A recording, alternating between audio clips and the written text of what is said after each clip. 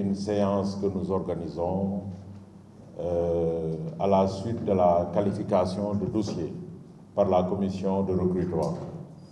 Et il s'est avéré que nous avons validé à peu près une quarantaine de dossiers et il était important qu'on puisse, parmi les nouvelles recrues, qu'on puisse les intégrer pour un bon épanouissement politique. Et c'est dans ce cadre-là que cette séance d'immersion a été organisée. Ce mouvement créé avec feu notre secrétaire général Ousmane Tanor Dieng dans une démarche où on parlait du nouvel élan du Parti socialiste, où il fallait redorer le blason du parti et redonner confiance, le rendre le plus attrayant possible. De jeunes cadres, comme l'a rappelé Aïssatou, que le secrétaire général aimait qualifier de techniquement compétents et politiquement engagés, ont décidé, alors que le parti était dans l'opposition, de venir intégrer ce parti et de se battre auprès de leurs camarades pour porter le projet de société qui était celui du Parti socialiste. Certains sont là depuis le début, d'autres ont rejoint le train au fur et à mesure. Et aujourd'hui, nous sommes en train de perpétuer cette tradition pour accueillir quelques dizaines de camarades, de jeunes cadres de ce pays qui ont décidé également de partager cette aventure-là. Et nous leur disons en tout cas bienvenue dans cette grande maison. Bienvenue dans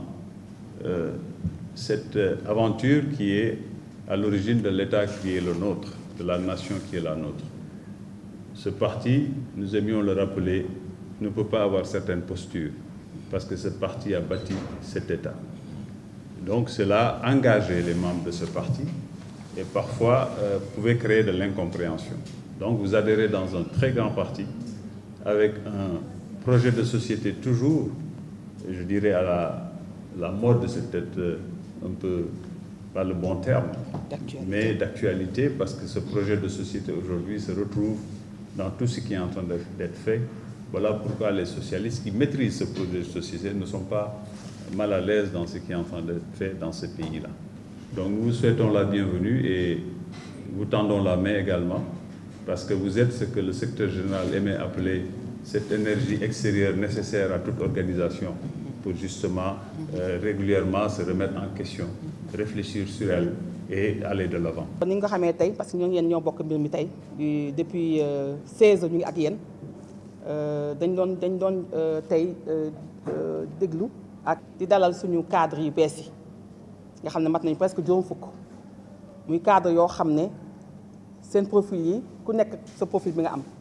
am nañu vraiment des profils yoo xam ne yu différents profil yu riche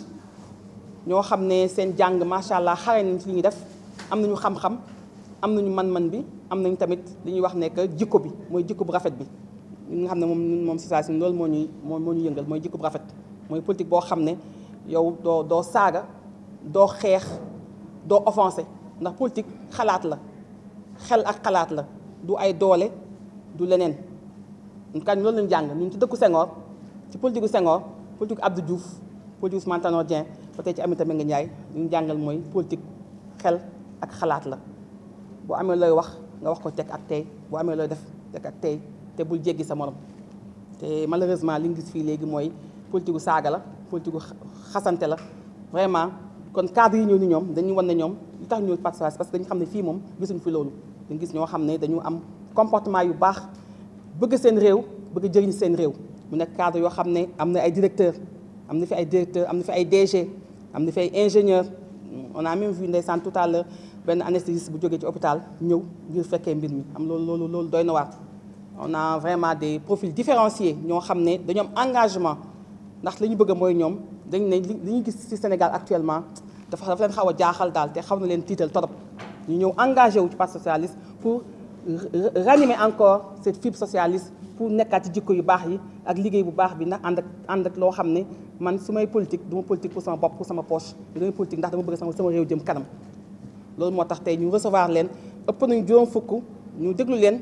jox leen tam lu ñuy wax la charte du militant nga xam ne moom moo wax suñu comportement nan la war a demee jox leen ko ñu jàng ko wax leen tamit parti bi nan lay doxee lan mooy mission vision socialiste dama autre division socialiste macha allah ñu def cérémonie bi suñu ministre Aline Ndoye nga xam ne moo yor de l'environnement moom la Aminata Mbengue Ndiaye yebaloon pour mu ñëw présider séance bi naataangoom sëñ Mbaye Thiam ñëw tam fekk si ko ngir dooleel cadre yi ngir vraiment gërëm cadre yi et feddali kóllëre cadre yi ndax comme ni ñu ko waxee tout parti politique dafa am ay cadre de haut niveau ndax cadre ñoo yor réflexion mais dañ leen ne bu leen ñu ci réflexion fi ñu toll nii na ngeen di réfléchir mais également dem leen ci base bi ngeen di jéem a xool ñu ngeen yokkee seen base ñu ngeen jéem a massifier seen base parce que base tam dañ koy yokk mën nga nekk comme ni secrétaire wax ne des cadres techniquement compétents politiquement engagés mais demal ci base bi gox bi nga nekk demal nga liggéey fa demal nga wax fa tey ñu ngi toll ci foo xam ne dañu toll ci ay carte d'identité yi dañu toll ci tey nga xam ne dañ ne du 6 avril au 6 mai na nit ñi dem bindu surtout les primo-votants ñun tey Parti socialiste dañu taxaw aussi pour jàpp ci loolu pour que les jeunes ñoom ñooy fer de lance du pays ñoom ñooy la jeunesse dis-moi quel jeune tu as je dirais quel avenir nga am ñoom ñoo war a dem tey inscrire massivement ndax lan parce que Sénégal là a besoin de forces vives de la nation